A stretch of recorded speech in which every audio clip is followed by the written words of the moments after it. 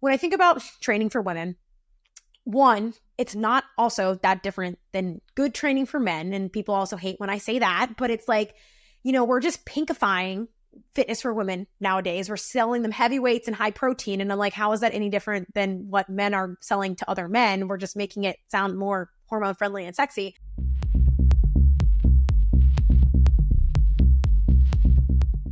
When say a woman watching this who maybe isn't that bothered about performance at this stage, is just starting her fitness journey, and it's much more about health, well-being, and maybe longevity, fit enough to keep up with the kids, but also the strength benefits for long-term health.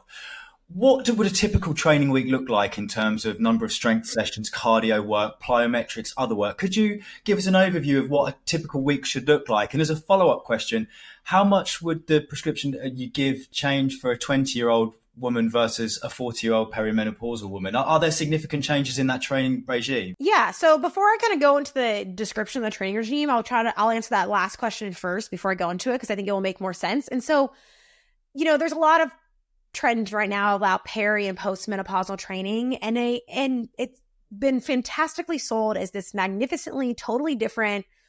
Everyone's hiding a lie from you made up type of training. And it's really not that different. The difference is when you get to peri and postmenopause is that I like to describe it as you have less margin for error. The decline and shifting of your hormones does make it harder for things you might not be recovering as well. Your body is changing and shifting. It's changing how it stores fat. It's less metabolically efficient to some degree, give or take your own personal, body within that. And so it's not that what you need to be doing is any different. It's that it becomes more important to be doing the things that you hopefully were doing in your 20s and 30s or 40s before you led into that transition. And so when I think about training for women, one, it's not also that different than good training for men. And people also hate when I say that, but it's like, we're just pinkifying fitness for women nowadays. We're selling them heavy weights and high protein. And I'm like, how is that any different than what men are selling to other men? We're just making it sound more hormone friendly and sexy.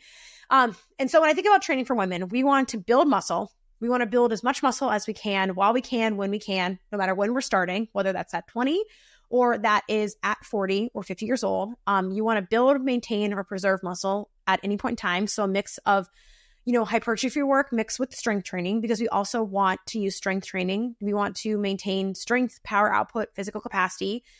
As we age, especially as we age, that declines. We lose that as we lose estrogen. Our type 2 muscle fibers, the more powerful, more force outputting muscle fibers, tend to lose their capacity. That also happens with aging itself. So there's kind of a double whammy there. But in your 20s and 30s, you should be thinking about building as much physical capacity as you can going into menopause. And then if you're going through that transition, thinking about preserving, maintaining, or building as much as you can as you're going through that. It does get harder, and I will acknowledge that it does get harder. And so you want that strength and muscle building and power and quality effort focused within your training there. But also that's really important too, because it also helps with protecting bone health, either maintaining or preserving or gaining bone density. For the younger girls, you are still kind of in that phase of your life where you can really maximize that bone density growth. It's not impossible as you get older, but we kind of peak at that in the teens to 20s. So if you can build that while you're young, do it. But it doesn't mean all hope is lost as you get older. But you want to be loading your tissues with heavy weight, especially the hips and the spine, because that's where most of the bone density loss is occurring in this population as we age, or we have most of the risk factors for fracture risk or osteoporosis as women age. So making sure like the heavy deadlifts or trap bar deadlifts or squats or leg presses or that kind of stuff is great for loading like the spine and hips of your body. And then from there, we can think about plyometrics or power-based training. That's also another great way to also maintain the quality and power output and integrity of our muscles and their performance and our independence within that, but also can contribute to maintaining or building or preserving bone density itself. You can start with just some hops, skipping, double leg hopping, low box hops to start, and then progress and make them more advanced as you go along. And so from a strength component perspective, I really like somewhere from at least 2 days a week of full body strength training. The exercise guidelines are 2 days a week of full body training. Generally, we want 60-ish minutes a week of strength training as a minimum, but any and all strength training you would do is better than nothing. Start with body weight, start with bands if you need to. Machines are okay to use. If you have the ability, you can either access it, or you can use a gym, or you can purchase it of heavy dumbbells or kettlebells or heavy weights and barbells or something similar. I encourage anyone who can access that and use it or do that to do that, simply because that's how you're going to get a lot of load on your body. But if you can't, or you're unwilling, or you're unable to do that, body weight or resistance bands is fine to do. It's better than nothing. But with that, you might need to do like a lot more frequency and more volume because you have less load. But when you first get started out, that might be enough to just challenge you, and that's totally okay. But I like 2 full days a week thinking about full body. So when you think about full body, you want a movement that is a squat pattern. So bending at your knees, whether that's a squat or a leg press or a lunge or a step up, anything that's kind of a movement that requires you to bend at your knees is kind of a squat pattern that you can think of with that with people. And then a hinging pattern. So something like a deadlift, an RDL, maybe a hip thrust. I still like the picking stuff off the ground, though encouraging that to some degree. It can be with a trap bell, with a barbell, with a machine, with dumbbells, kettlebells, whatever that looks like for you. And then thinking about your upper body, pushing away from the chest, pushing overhead, and then pulling towards you. And then like core work. And if you pick an exercise that kind of challenges each of those parts of your bodies on 2 full body days a week, 2 to 3 sets, somewhere between, if you're doing strength work, I love like 3 to 6 reps for that, like the heavy strength work. And then everything else, I really like you can try to train in the range of 6 to 15 reps and kind of oscillate between that. And you want to make sure that you're lifting at a 7 to 8 out of 10 effort. Or if you went to total failure, you could only do maybe 1 to 4 more reps at the weight that you lifted at that day. For many people, this is hard. So, checking in with yourself, actually learning what failure feels like to you, challenging yourself more. I really like to encourage people, if you don't need rest times and your reps don't slow down as you're doing them and they look the same speed as your first one and you're distracted while you're lifting, it's a good indication that you can add more weight. A lot of women underload because they're afraid of getting injured and fear around that. So they kind of underload a lot of the time. And I'd rather you do less, higher loaded, more quality than just doing a bunch. So I like that for 2 to 3 days a week of full body lifting. I think for Gen Pop regular people, that's the sweet spot. If you really want a bodybuilding split that's 4 or 5 days a week, that's fine. But I think you can get a lot done with less within that and then make space for the cardio training in your life within that. I only lift 3 days a week. And I have only lifted 3 days a week for most of the last 8 years. And I think that that's like such a good sweet spot within that for a lot of people, whether that's hybrid training or lifestyle, because it makes space for the rest of it as well. Because the biggest thing with people like this is they have kids and they have families and they have obligations. They don't have time to spend 6 days a week in the gym unless you want to. Then, that's fine. And if you really want the 4 days a week doing like an upper lower or push pull upper lower type split, or like upper lower full, like just figuring that out, you can potentially do that. And I think that's fine for the lifting but really if at the least 2 to 3 days of full body, I think is great. They can be 30 to 60 minutes long. They don't need to be an hour long. They can be, kind of get it in, get it out, get it done, keep it quality. And then from a cardio training perspective, we want to meet the exercise guidelines again at a minimum, because that's what we know is like the minimum for health.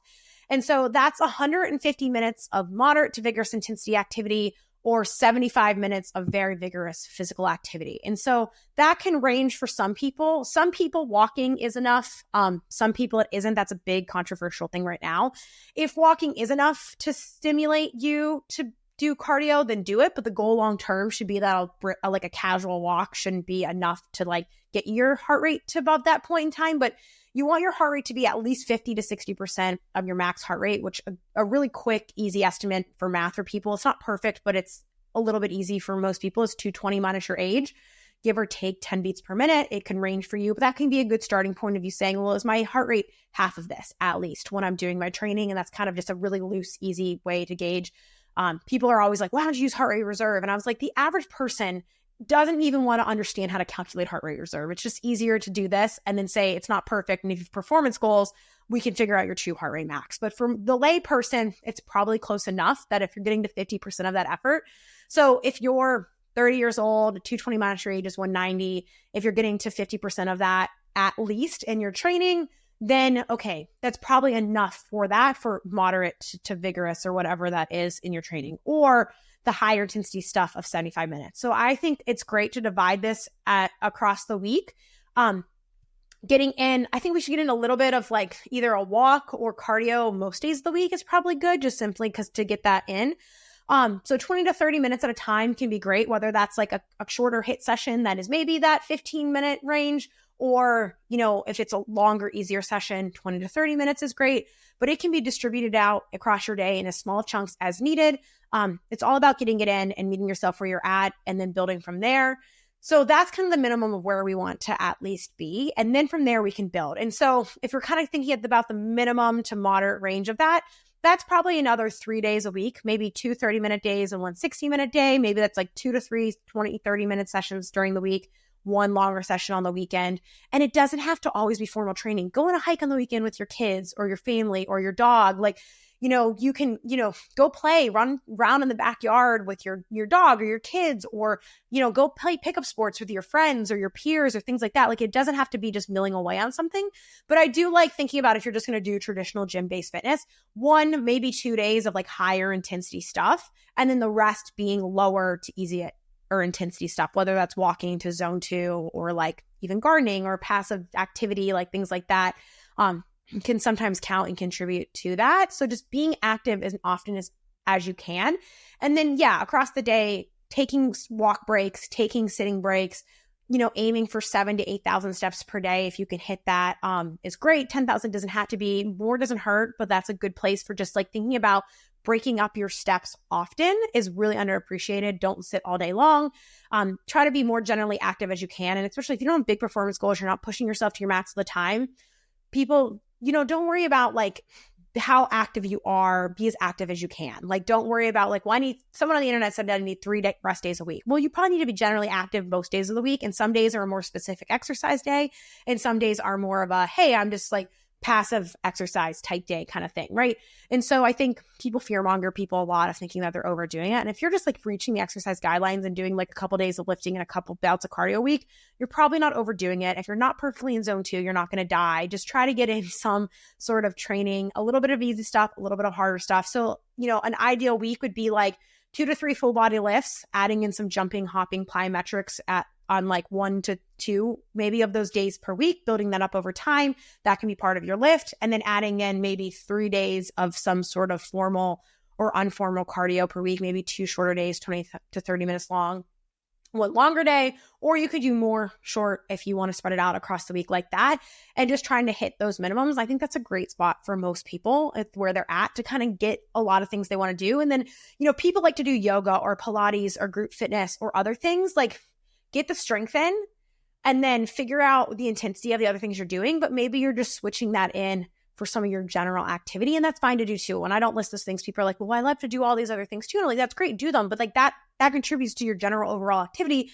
You still need a little bit of formal cardio. You still need a little bit of formal lifting. But if you're being very active across the board, like that's a great thing. That's not bad. Absolutely continue to add that in and fit it where you need to or can. As a quick sidebar, how often are you still getting questions or resistance from women who don't want to lift heavy weights because they think it's going to make them bulky? Is that still something that happens on a regular basis, that misconception? I think that I'm fortunate that my community isn't as much that type of mindset. But I do think that there has been this rise again recently. Pilates has gotten really trendy, and I have no issues with Pilates itself necessarily, but there's this big movement of being like long and lean and toned again, where they're saying you need like the light, low weight, high rep type stuff to build this long, lean, toned look. And you don't want like a lot of women are saying they're intentionally not lifting heavy or lifting for gaining muscle because they don't want to be bulky or big. And I do think that there's a lot of the TikTok world, maybe more than my bubble and Instagram, that is kind of a thing that's coming back, which I think is kind of unfortunate because the reality is volume is really going to push that muscle growth. And if you don't want to be super muscular, like, because that's your personal choice, I do think we should all focus to gain some muscle because it's very metabolically protective and very important. And it makes me very scared that women are afraid to lift heavy to some degree because of bone and muscle retention. But, heavy lifting at a lower volume but higher intensity is a great way to build strength and support your muscle health without having to be a bodybuilder in your type of training. Like, I don't think people realize that like you can train for strength and muscle growth in a way that isn't going to make you like the biggest, most bulkiest person on the planet because you do it. Because that's, again, a lot of misinformation that like, well, if you touch a weight, you're going to blow up. So I do think that there is that out there. I think I'm very fortunate that my community isn't the one having it. Every once in a while, I do get people who follow me and come to me simply because they know me in the female phys space, but they're like, but I hate lifting and I hate heavy lifting. And like, what should I do? And I'm like, the reality is like, you either don't do it and are okay with the repercussions of not doing it, or you just suck it up and do it because you know that it's important and good to do. But what I usually encourage people in that boat is like, there's so many different ways to lift. Like, I think a lot of people think of lifting as just one way of doing lifting. But you can powerlift, you can Olympic weightlift, you can do CrossFit, you can do bodybuilding, you can do kettlebells, you can do just heavy dumbbells only. You can join a small group training strength class at your gym. Like, you can train for, all these different ways of training for strength. I think people think like, well, you only get to be a bodybuilder or a powerlifter, and those are the only options that I get. And that's not true. And for me personally, like even in my strength approach, it's a little bit hybrid. I mix together kind of athletic general preparedness with bodybuilding and strength training activities. And it kind of gets a little bit of like the best components of all of these things. You get strength, power, and hypertrophy and athleticism all in one. And that supports all those health metrics too. And it doesn't need to be done at such a volume and intensity that you're blowing up and you're looking like the biggest, bulkiest, elite male power lifter.